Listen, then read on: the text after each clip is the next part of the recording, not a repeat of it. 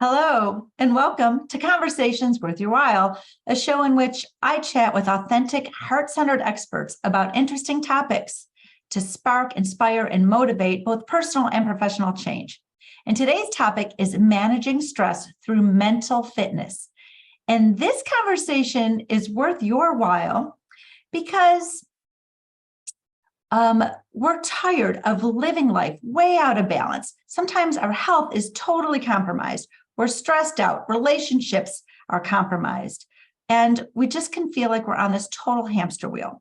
But what we really want is a clear head. We want to be able to focus better, have better productivity, have improved health and well-being. We want to have better communication, better relationships, and we're struggling to get this. So we've got this topic today. And what we're going to help you do is something so cool. We're going to help you to immediately begin to manage these negative emotions right in the moment. I mean, right when they're happening. And that's amazing.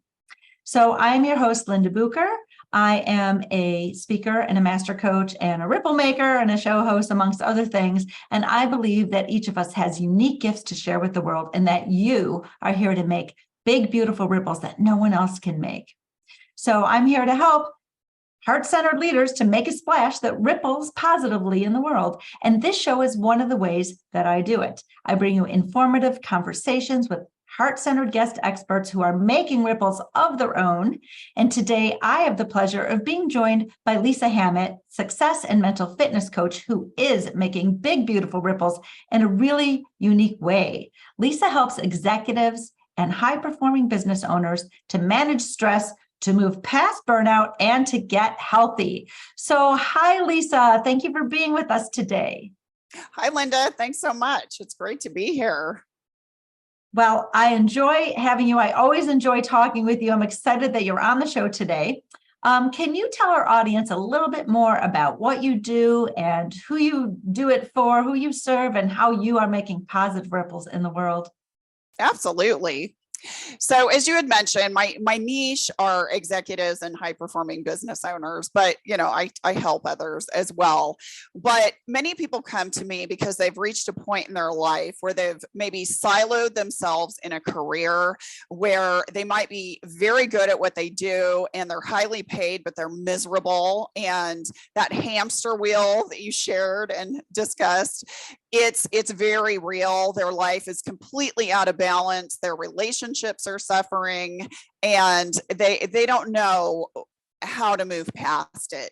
So I've helped individuals move past toxic work environments, build confidence and create a vision for their future, and just get healthy, because often in a lot of cases when they're super stressed out, health is the first thing to go. So completely awesome. Well, thank you for that. I know that you and I have this in common, and what's really interesting is we're doing the same thing in the world, coming at it from not two different directions. It's pretty interesting, actually. I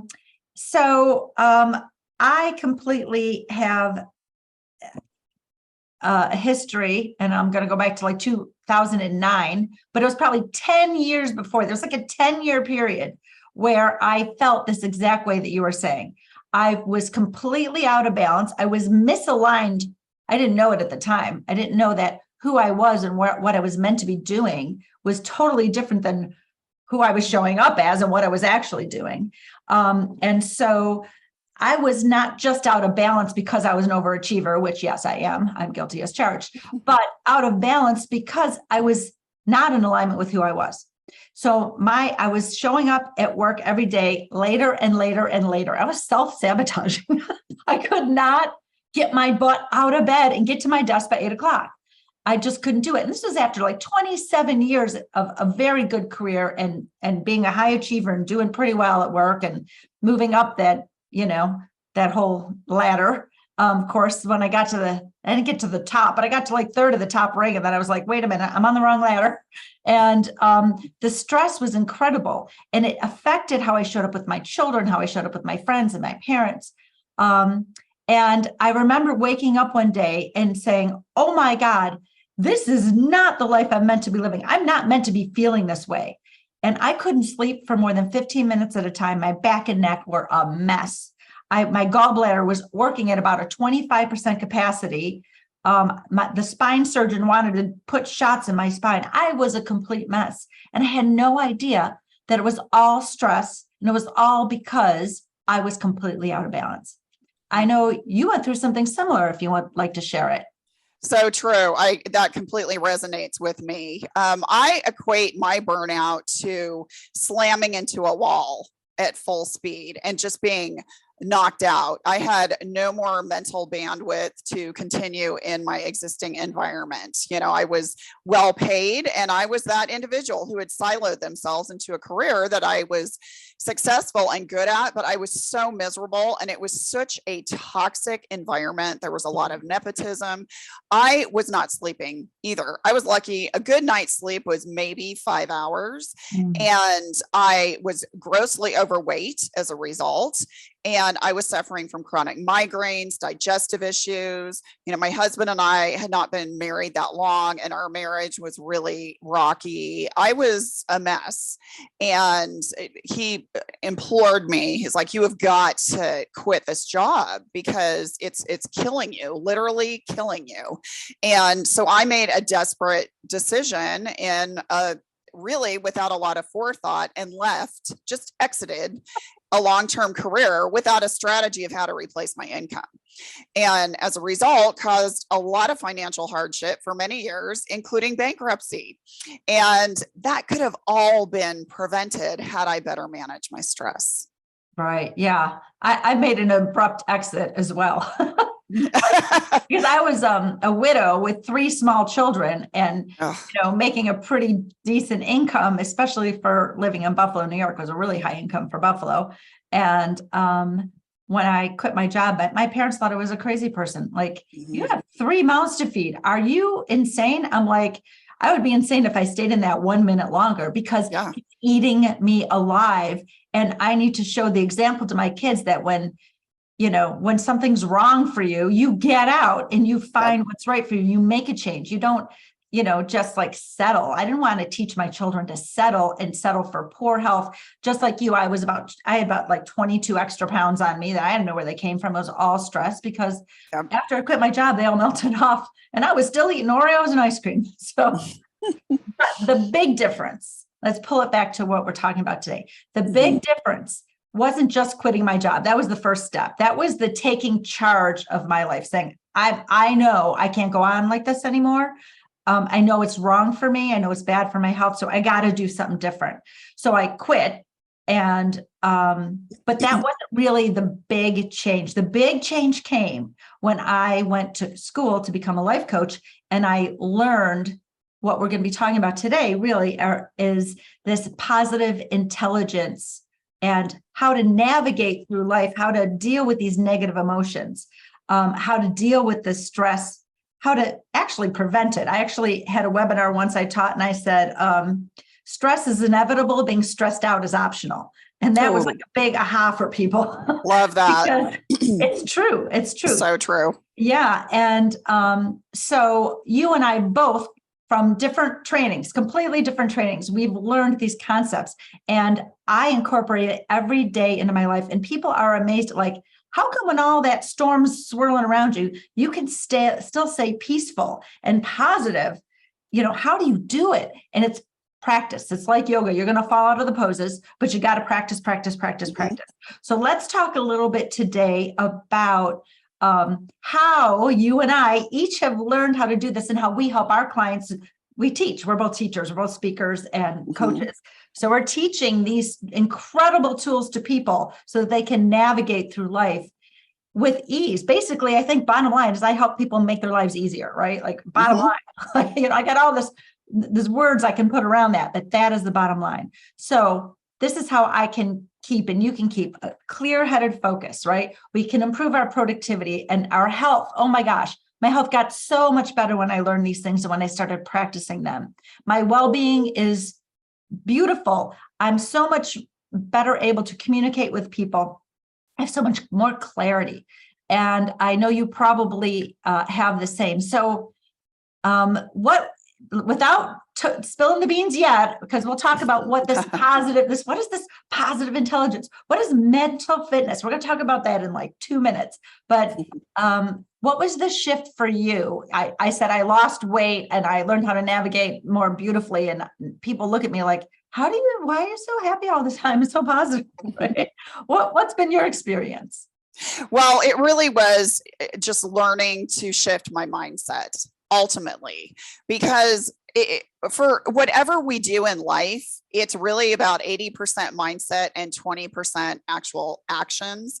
Mm-hmm. You know, we can desire to lose weight, we can desire to reduce stress, improve our communication, but bottom line, if our head's not in the game, we will never be successful. So I went through a very intentional journey on learning how to shift my mindset. And that's why positive intelligence just really appealed to me, because it's based on neuroscience, cognitive behavioral theory, positive psychology. The founder, Shirzad Chamine, he's a PhD and he teaches graduate students at Stanford University. He created this concept of positive intelligence as a way to do exactly what you and I just shared, to, manage your stress, get healthy, improve your communication, have laser focus, and really just be able to shift, quiet all that negative mind trash that tends to bubble up from our subconscious and shift to a positive perspective so that we can live our best life. Absolutely. Amen. Amen. Okay. So, all right. So, let's just talk about this term, positive intelligence. What is it? Why does it matter? Give us a little education in this.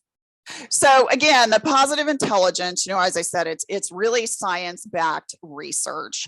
And it's not, there's this concept out there that, your mindset, it's this woo-woo mystical thing.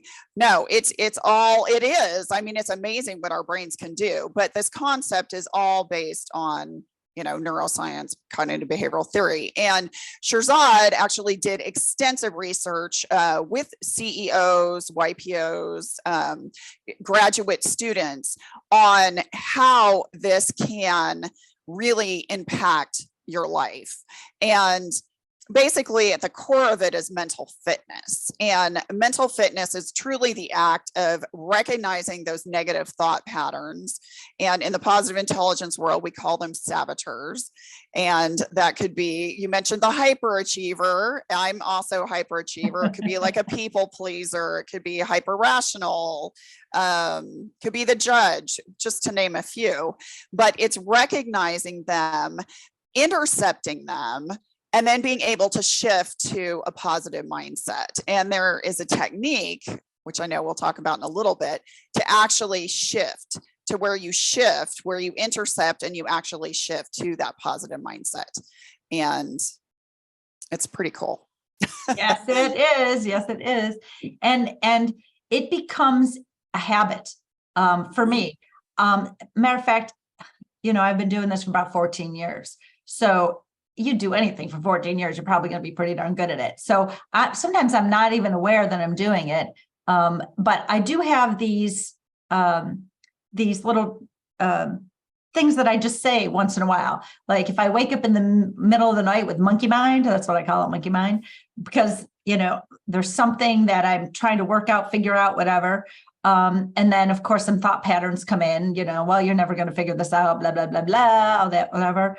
I just recognize that that's just a thought. To me, a thought is something to be demoted. It's not a truth. A truth I want to hang out to. A thought is just a bunch of noise. It's a ticker tape. It's some negative clouds going through the sky. I don't need to lasso down these gray clouds and pull them over and let them rain on me. Oh, bother, like Eeyore. I don't need to do that. So I actually say in my head the words, it's just a thought. It's just a thought. Because a thought to me holds it just doesn't, I choose not to believe it. Because, when I was a little kid, I used to have thoughts that there were monsters under my bed. Just because I thunk it didn't mean it's true, right? Right. So, thoughts are not facts. They are not facts. No. And so that is something that I go to right away. And that's what you're saying, which is the recognize it.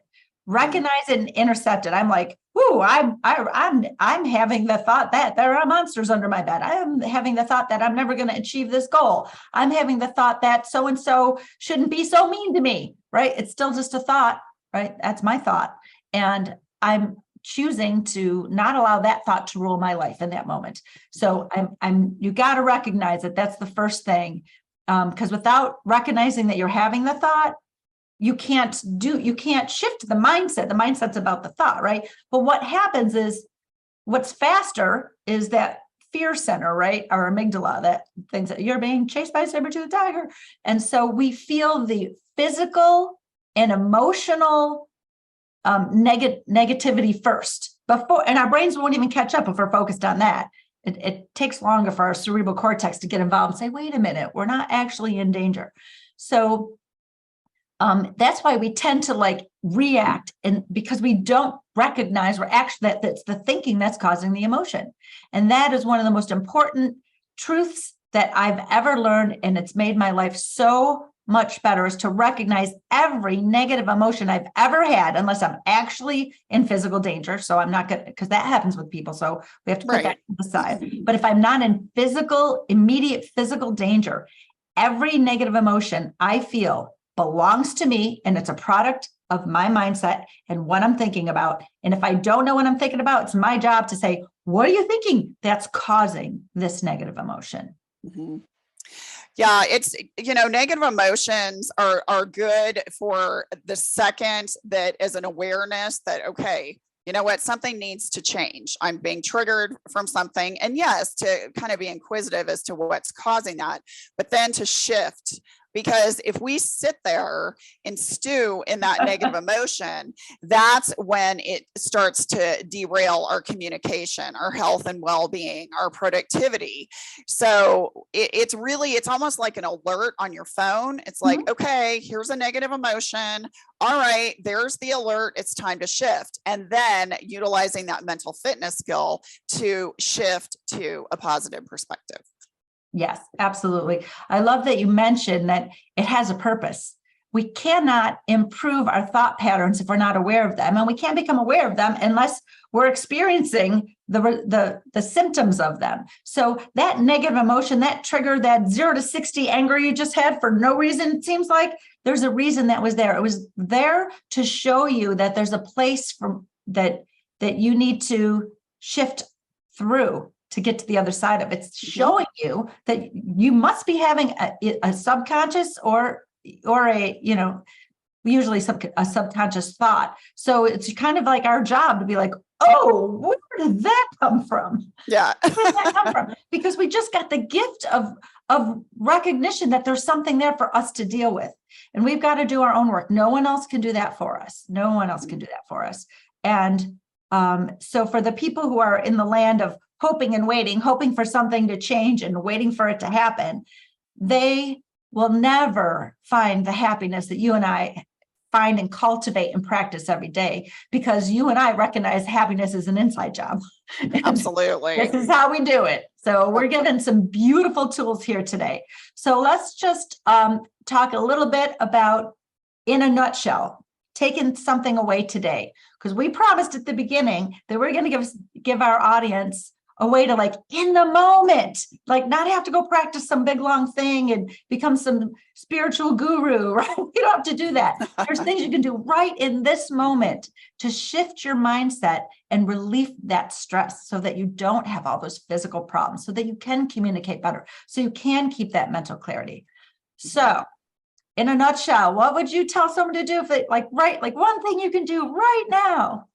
Okay, so imagine that you are in a business meeting with somebody and they are speaking and you're getting triggered and you're feeling that negative energy bubble up, and your desire is to just blurt out a response. So you've almost stopped listening to what they're saying because you're reacting so much. Okay, that's a hijacking of a saboteur. So what you can do is focus on something on their face that you can see. So in my case, if you were the person that I was talking to and you were triggering me, I would look at maybe the shape of your eyes or the color of your iris, or maybe the shape of your nose, something identifying on your face. Because what is happening is when you focus on something else, it's starting to de-escalate that negative emotion. It never completely goes away, but it de-escalates it. So then you're able to shift to a positive perspective where you have that rational mind and you're not just so inclined just to react, but you're able then to reply with clear-headed focus, peace, and calm. You could actually practice active listening, because oftentimes when we're triggered, that's the last thing we want to do. But active listening is so important because what we're hearing could be very different from what the person speaking to us intended us to hear. So by active listening, we can clarify that, okay, so Linda, this is what I hear you saying. And you can then say, yes, that's true. Or, oh no, that's not what I meant. And then that in itself can also de-escalate a situation. Real quickly, one thing that I used when I had my TED Talk before I went on stage so that I would feel calm and grounded, I did something, I just rubbed two fingertips together. And that might seem really kind of weird. But the thing is you really have to focus on how it feels. So it's not like just da, da, da, da, da, da. It's like, okay, feel the fingertip ridges on your fingers. Are your fingertips dry? Are they smooth? What's the temperature of your fingertips? And really kind of focus on that. And again, you know, that helped me quiet that kind of that fight or flight mode that started to come up and just kept me grounded. And it was so beneficial because when I got on stage, they recognized that my microphone was not on. So they had to stop me mid-presentation and actually run out onto the stage, get my microphone on, and then I had to restart.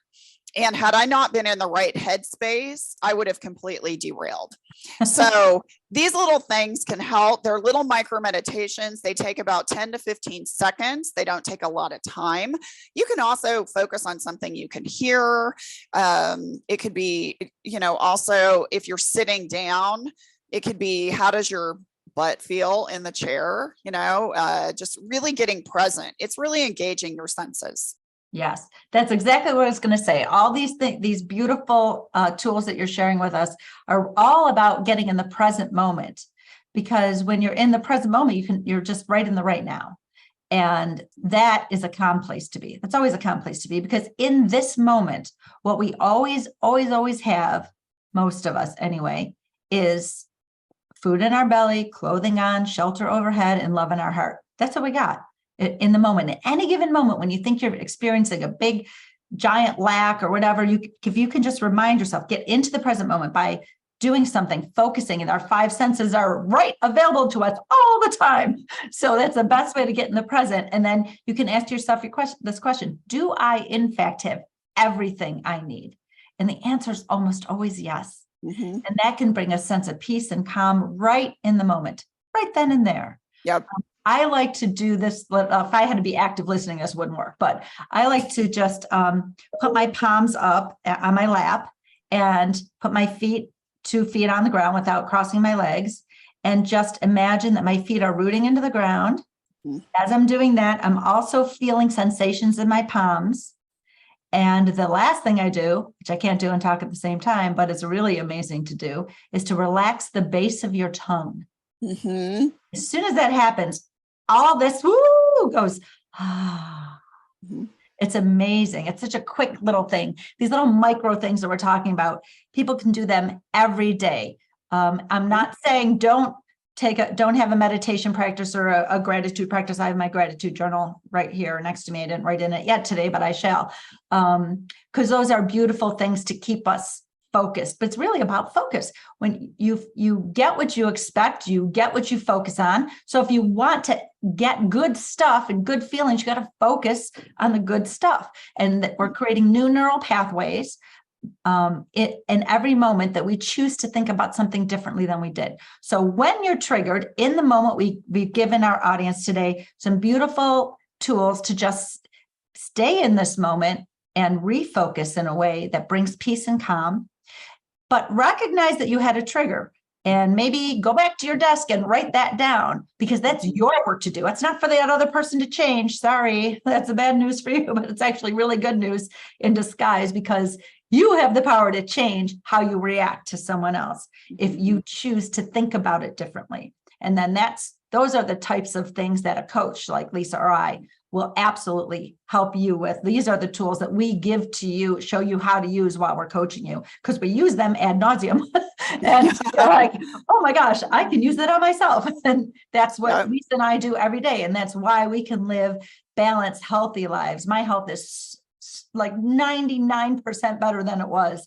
My weight is, all that extra weight just came off. I feel better about myself. I know who I am. I know what's right for me. I can stay in alignment. I've changed my life to fit who I am instead of me trying to fit like a square puzzle piece in a round hole. So these are beautiful strategies, and it's not hard. It just takes practice. Yep. It's much harder to be stressed out, isn't it? That's much harder. It's much harder to have that negative mindset. Much harder. Like people think, oh, this is hard. We can't be like you guys. No, it's actually easy. It's actually easy. And we teach people how to do that. And we help. We don't just teach you so you do it by yourself. We take you through it. And then we leave you with the tools to help yourself, that you can help yourself in the future. Yes. So wow, this has been such a great conversation, Lisa. Yes. I want to thank you so much for being on Conversations with Your While. And if you have something to share with our audience, that would be fantastic. Do you have something? I do. So we are putting in the notes here the link to the Positive Intelligence Saboteur Assessment, which will help identify your top saboteur traits. And just, again, it's about creating that awareness and learning about how those behavior traits are impacting your behavior and the behavior of others, and how by creating awareness of them, you can then intercept them with the tools that we just shared and live your happy, healthiest, most fulfilled life. That's fabulous. Thank you. I will be sure to put the link to that in the show notes for the audience. And also, audience, there will be ways to contact both Lisa and myself in case you want to just have a conversation, with us. So we encourage you, I do anyway, to, reach out and let's just talk, because that's the best way to know if someone can really, truly be of help. Because when you're talking with someone, you can tap into your gut instincts and then you'll know for sure. Absolutely. So thank you again, Lisa. Thank you. And I'd love to also thank our audience. Thank you, devoted listener, for sharing your time with us today.